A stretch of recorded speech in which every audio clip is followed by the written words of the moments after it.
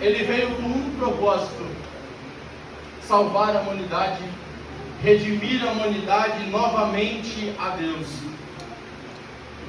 Jesus veio, como ele disse, João muito bem escreveu, ele veio para os seus, porém os seus não o receberam.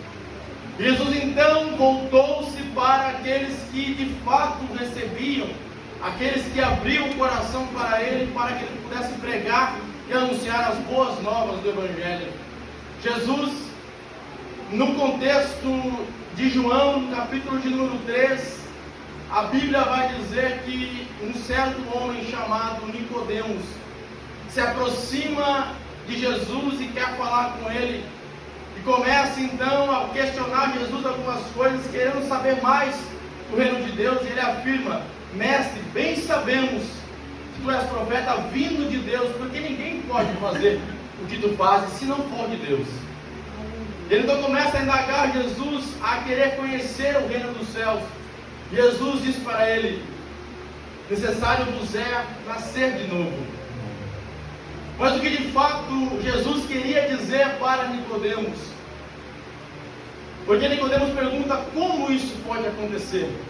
E Jesus disse para ele: o que é nascido da carne é carne, mas o que é nascido do Espírito, este é Espírito.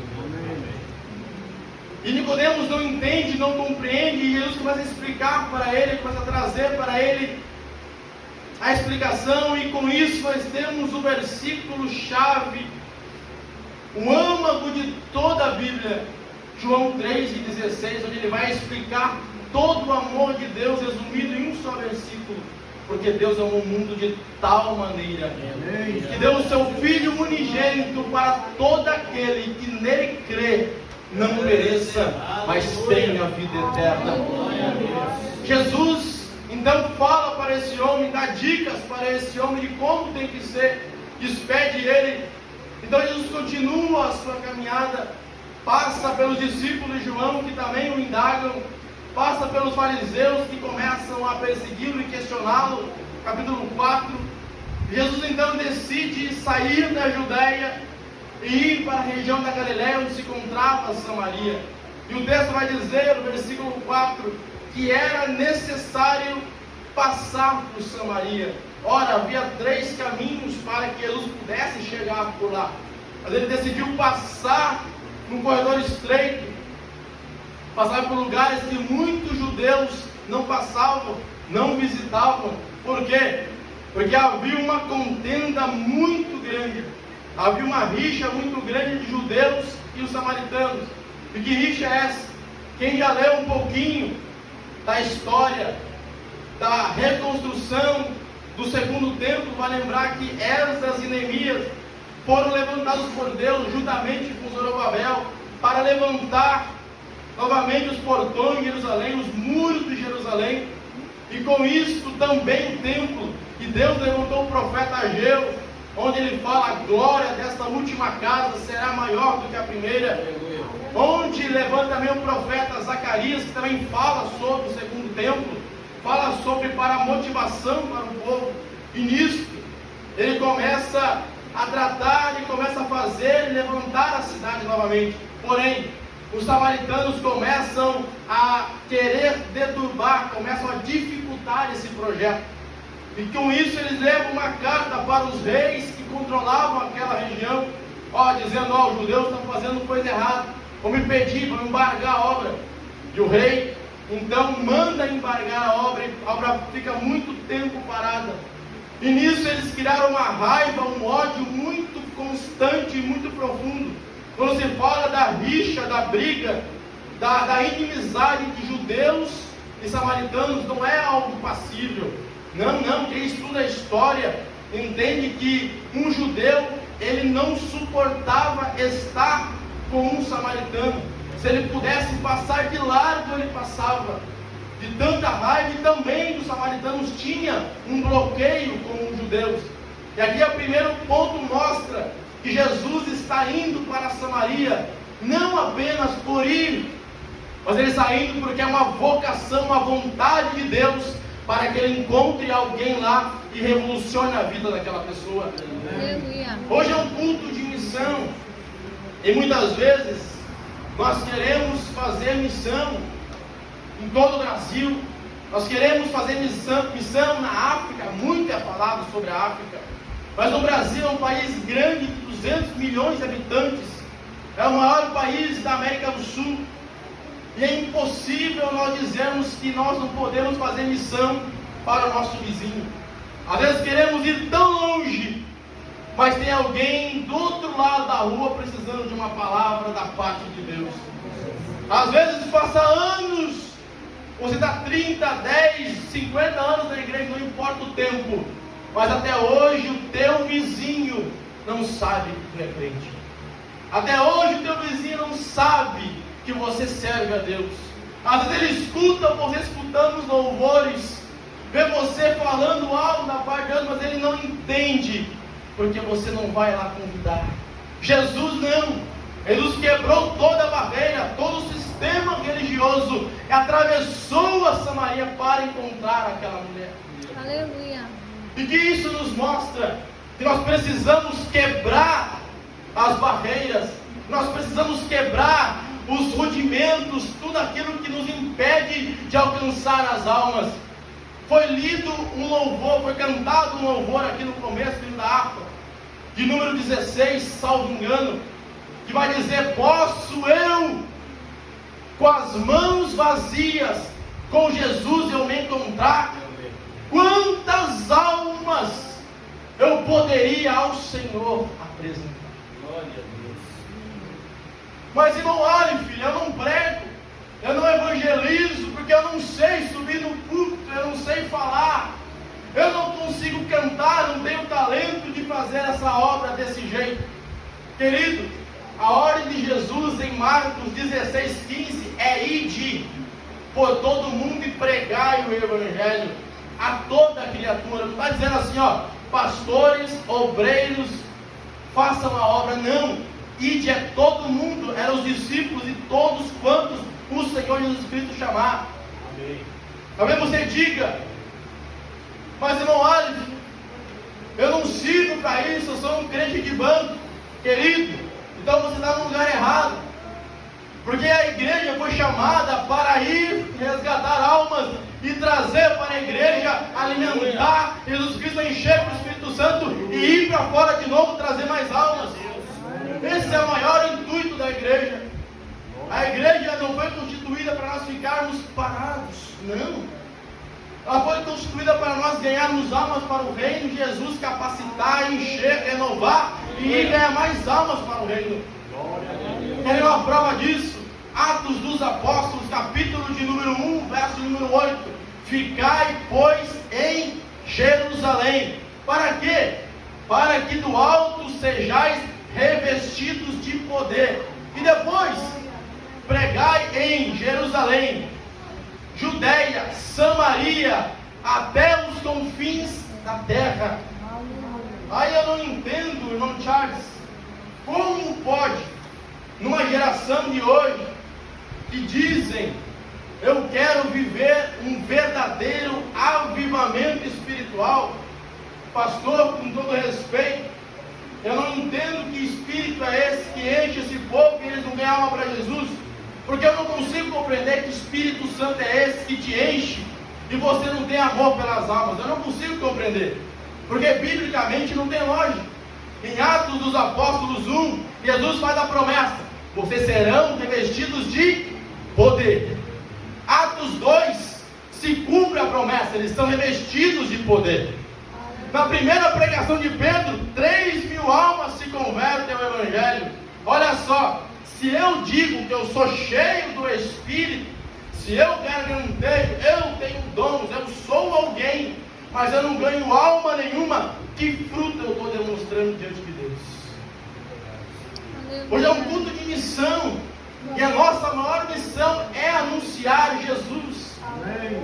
Mas se nós não estamos fazendo isso, o que nós estamos fazendo? Mas eu estou preocupado, irmão, olha, fica a minha salvação, claro. Você tem que fazer isso mesmo. Paulo vai dizer isso para Timóteo. 1 Timóteo capítulo 4, verso 16. Ele vai dizer assim: tem cuidado de ti mesmo e da doutrina. porque assim salvarás tanto a ti quanto aqueles que o ouvem. Mas antes de eu querer salvar alguém, eu tenho que me salvar, claro. Mas eu não posso, querido, eu não posso, entenda, se eu digo que eu sou cheio do Espírito, porque muita gente hoje pensa que ser cheio do Espírito é só falar em línguas. Ai, Deus. Querido, ser cheio do Espírito não se limita a apenas falar em línguas. Entenda, eu falo em línguas, glória a Deus por isso, você tem o dom, amém? Mas o que você tem feito com esse dom? Falei do exemplo de Pedro, foi cheio do Espírito e pregou e ganhou almas. Será que Deus vai te encher para você ficar no banco parado? Naquele dia, ele não falava para ti, o que tu fizeste com o teu dom? Aí ele vai te recordar da parábola dos talentos. Para quem gosta de Bíblia vai entender o que eu estou falando. Quem não gosta de Bíblia não vai entender. Ele falou que ele deu talentos, ele deu 4, outro ele deu 2 e outro ele deu 1 só. E para um que ele deu 4, ele saiu e voltou, ele tinha mais 5. Ele ganhou mais 5. Outro voltou, tinha 2, ganhou mais 2. Porém, o que tinha 1 só, enterrou. Jesus veio e foi cobrar dele. Ele disse, mestre, eu tive medo, enterrei o talento. Você acha que Jesus falou para ele, servo bom, você fez o que era certo mesmo? Não. Ele fala para ele assim, ó, servo mau e negligente. Lançai, pois, o servo inútil nas trevas exteriores, ali haverá choro e ranger de dentes. O que é isso, amado? É você saber que você foi chamado para ganhar almas para o reino, e não para ficar parado dentro da igreja. Nós queremos tanto evangelizar dentro de 4 paredes, mas não entendemos o significado de igreja. Igreja no grego é eclésia, saídos para fora e trazer para dentro. Aleluia. Então quando você falar, domingo tem culto de missão, querido, sabe o que é engraçado?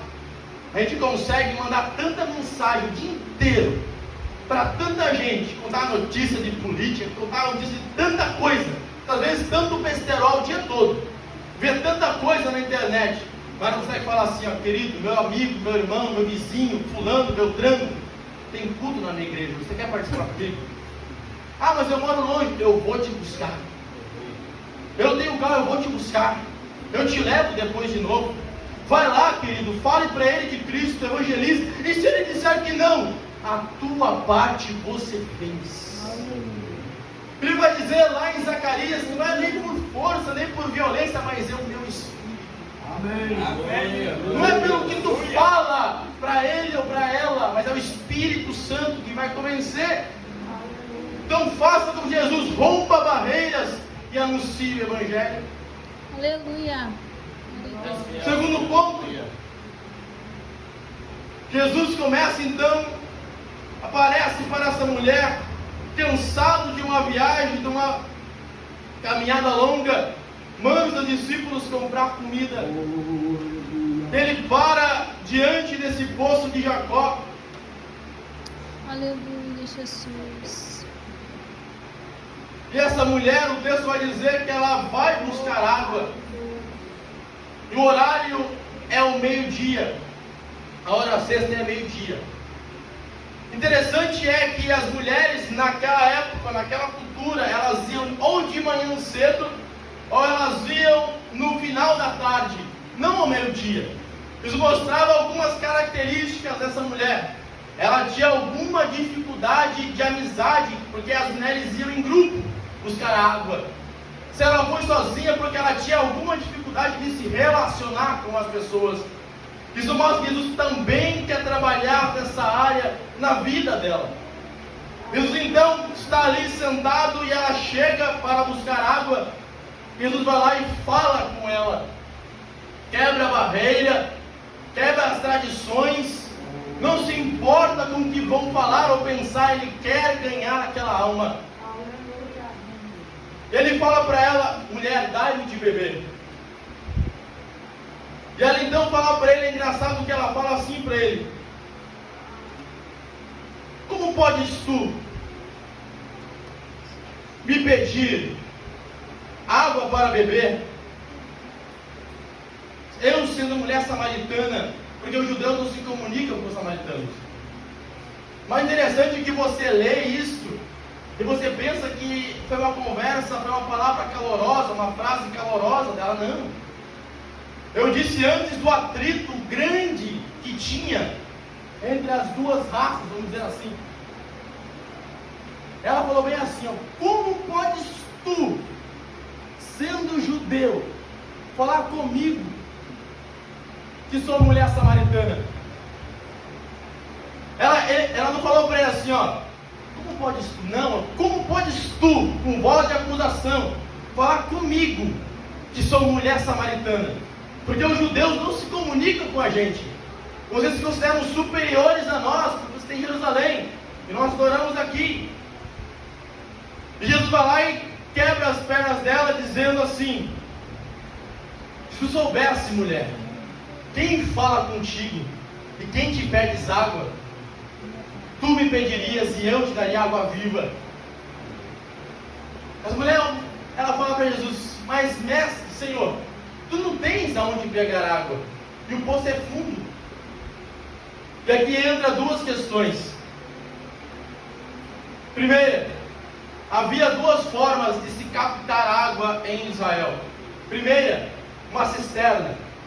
Era um poço cavado muito fundo, onde corria a água, caía a água da chuva, e essa água descia por canaletas e enchia esse poço de água. Essa era a maior forma de canalizar água naquele lugar, visto que é um lugar seco, é um lugar árido.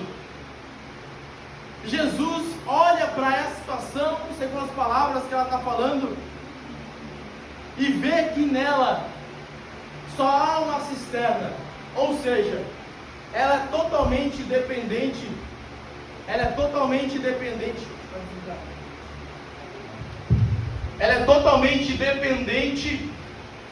de água externa, não água interna.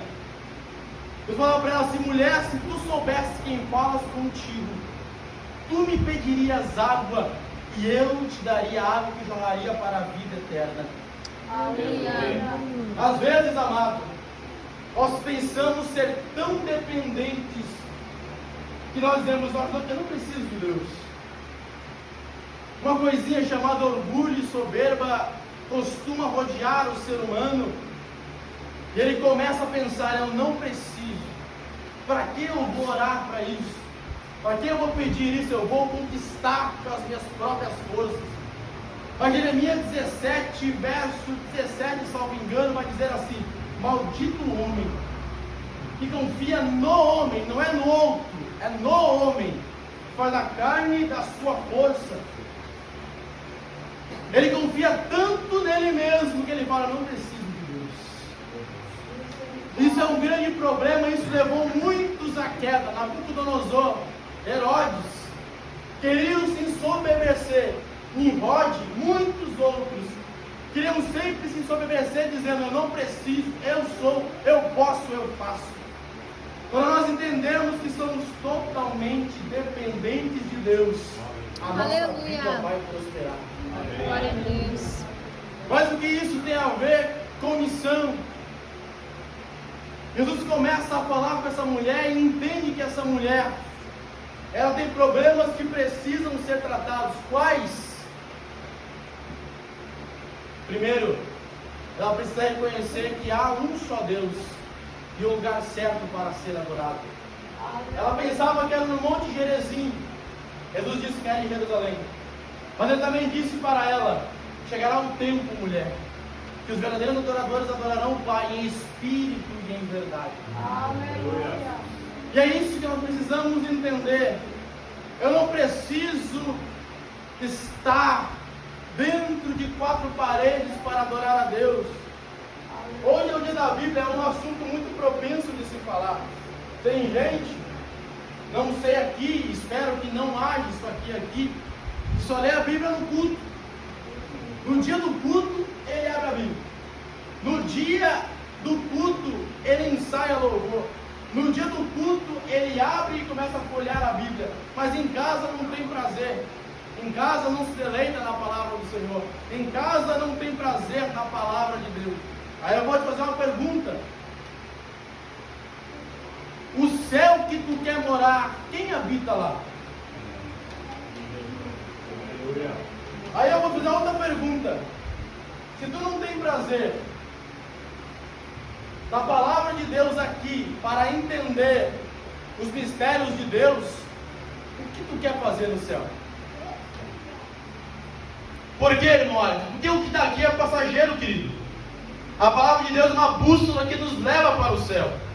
Mas se nós não temos prazer na palavra, o que de fato queremos fazer no céu? Tem gente que só ora no culto. Em casa não ora. Se ora 5 minutos e fala: meu Deus, hoje eu orei demais. Hoje eu li a Bíblia demais, leio 3 versículos. Mas não é pelo tempo que você passa, não é o tanto que você lê, mas é a comunhão que você leva. Amém. Eu não posso ter relacionamento, ter intimidade com quem eu não conheço. Eu conheço a minha esposa, eu conheço as características dela, o que ela gosta, o que ela não gosta, porque eu tenho intimidade com ela. Assim mesmo vocês, com seus esposos e maridos, sabem porque tem um vínculo com o mesmo. Agora, se eu não tenho intimidade com a palavra de Deus, como que eu vou conhecer as suas vontades, os seus desejos e as suas ordenanças para a minha vida? Segundo, se eu não tenho o costume de orar e falar com Ele, aonde eu desejo passar a eternidade? Se não é ao lado dele. Isso fala muito, querido, de missão. Que missão que nós estamos fazendo? Irmãos, eu não saí de Garuva para te entregar a chave de vitória, chave de bênção, porque Jesus isso fez na cruz do Calvário. Amém. Estou aqui para te edificar através da palavra, te encher do Espírito através da palavra, para que você possa ser daqui edificado e mais crente. Glória a Deus. A nossa principal função, como servos e servas de Deus, é anunciar o Evangelho puro e simples, que é a palavra de Deus. Aleluia. Ontem eu fui pregar num lugar e o ambiente estava tão pesado. E aqui o ambiente está tão leve para pregar. Eu sou grato a Deus por isso. Glória a Deus. Pela misericórdia de Deus, eu sou líder de jovens na nossa congregação. E pude ver hoje 3 jovens descer as águas batismais. Interessante é que eu sou discipulador da igreja. Aí eu lidero eles, discipulo eles. Só não batizei porque é a função do pastor. Mas que coisa gloriosa. Que coisa maravilhosa. Aleluia.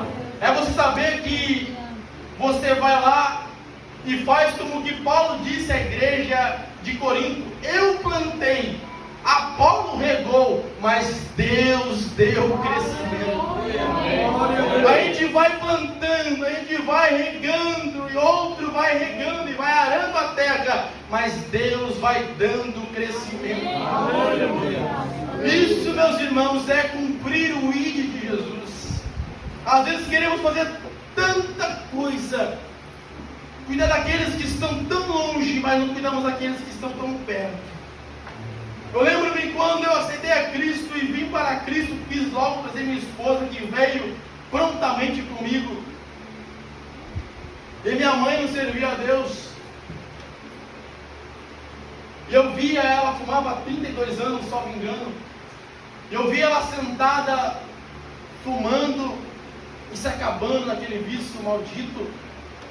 Eu olhava e falava: Deus, salva minha mãe, Jesus, liberta minha mãe. E eu pregava para ela. E não é palavrinha doce, não, irmão. Tu se converte, tu é umas trevas, mas é só uma palavra com amor. E fui. E a palavra do Senhor vai dizer em Jeremias 23, 29: a minha palavra como um fogo, um martelo que esmiuça a penha. Foi batendo até quebrantar. E certo dia estávamos na casa, eu casei e ela foi no meu casamento e foi no culto que teve. Passou-se um tempo, fomos para a casa do meu irmão. Estando lá, o irmão falou para ela assim: mãe, a senhora não deseja se batizar nas águas? Eu falei: ela ainda não se libertou do cigarro, ela não pode. Ela falou, ela fez assim para mim: tu não percebeu que eu parei de fumar faz um mês? Foi liberta em um mês na casa dele. Ei, querido, não desista de pregar.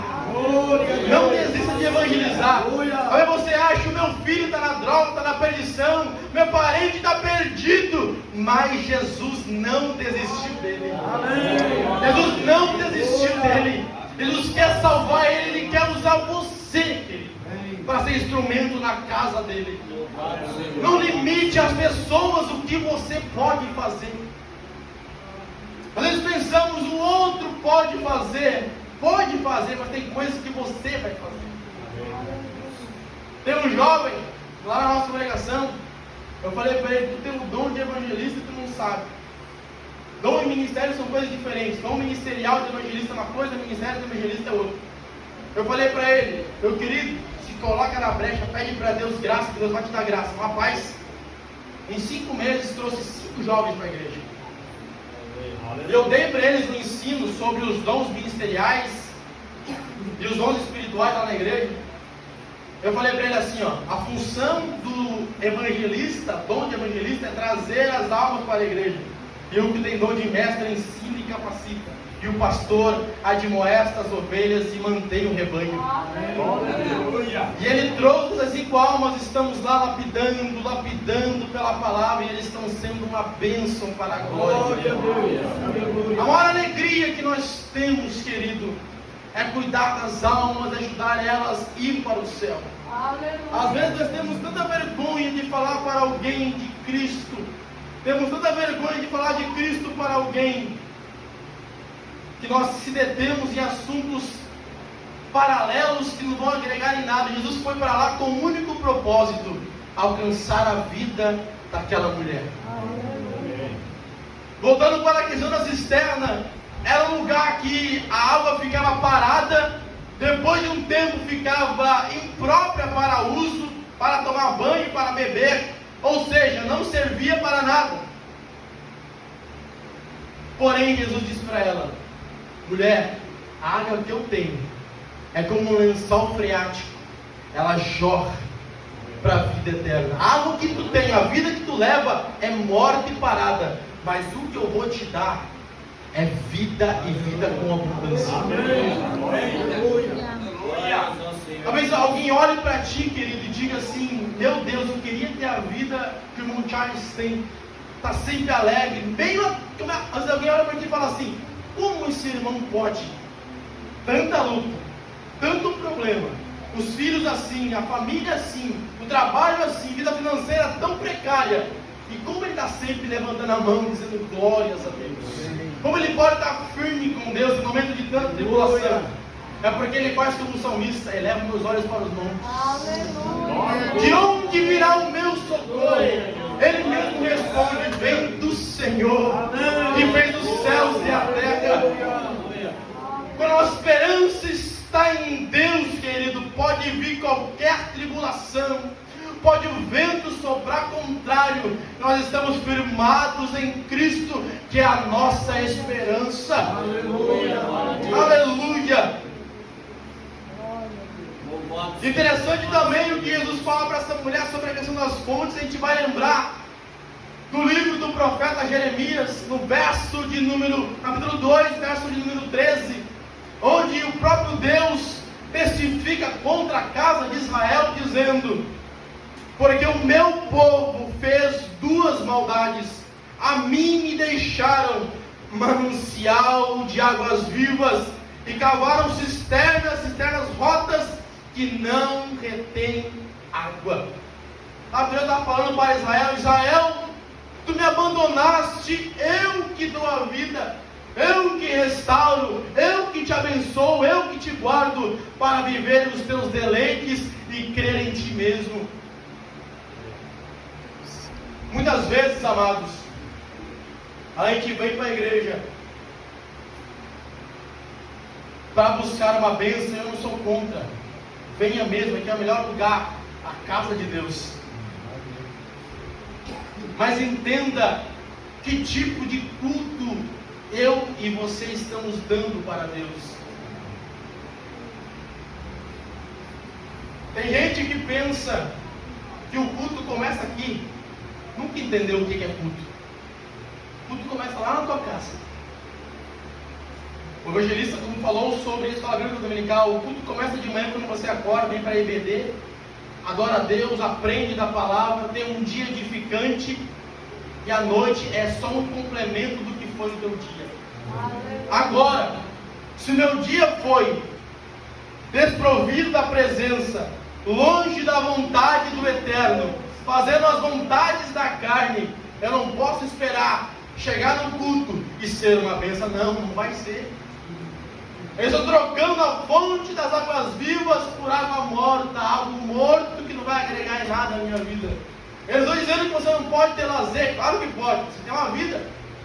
Eu não estou dizendo que você não pode usufruir do teu dia, sair com a família, dormir, descansar, não estou dizendo isso. Mas eu quero dizer para ti que existem na vida prioridades. E quais prioridades são essas? Jesus vai dizer em Mateus 6,33, salvo engano, buscai primeiro o reino dos céus, e a sua justiça e as demais coisas vos serão acrescentadas. Aleluia. Às vezes nós nos deleitamos em tantas coisas, mas não temos coragem de pegar meia hora e ler a palavra, meia hora em orar e falar com Deus, meia hora de ter uma intimidade com Deus. A gente vem para o culto e espera que o cantor, que o pastor, que o pregador faça fogo descer do céu. O fogo só vai descer na vida de quem tem altar centrado em Deus. Amém. Levíticos 8 vai dizer que o fogo permanecia perpetuamente sobre o altar. Mas para o fogo estar sobre o altar precisava estar restaurado, em pé, bonitinho e firme. E como é que está o teu altar? Aleluia. Como é que está a tua vida com Deus? Oh Deus. Como é que está o teu ministério, o teu relacionamento com o Pai? Às vezes queremos fazer tanto, queremos falar tanto, mas esquecemos de algo tão importante, que é ter um relacionamento com Deus. Eu quero ir lá fora, irmão, com toda a energia do mundo e pregar o Evangelho. Vá, mas primeiro se revista de poder para poder ir. Não vá despreparado, não vá de qualquer jeito. Jesus mandou seus discípulos ir comprar comida, porque às vezes tem pessoas que estão perto de nós, que eles não estão aptos para passar o que nós iremos passar. Os discípulos poderiam se escandalizar porque ele está falando com uma mulher, porque isso nem podia naquela época. Ele manda os discípulos: ó, vão comprar pão, que eu vou resolver uma situação aqui. Queridos, já vou encerrar, mas eu quero te fazer um convite nesta noite. Primeiro, não troque Jesus, a fonte de águas vivas, pelas coisas dessa vida. Segundo convite, não se limite a falar de Cristo para alguém.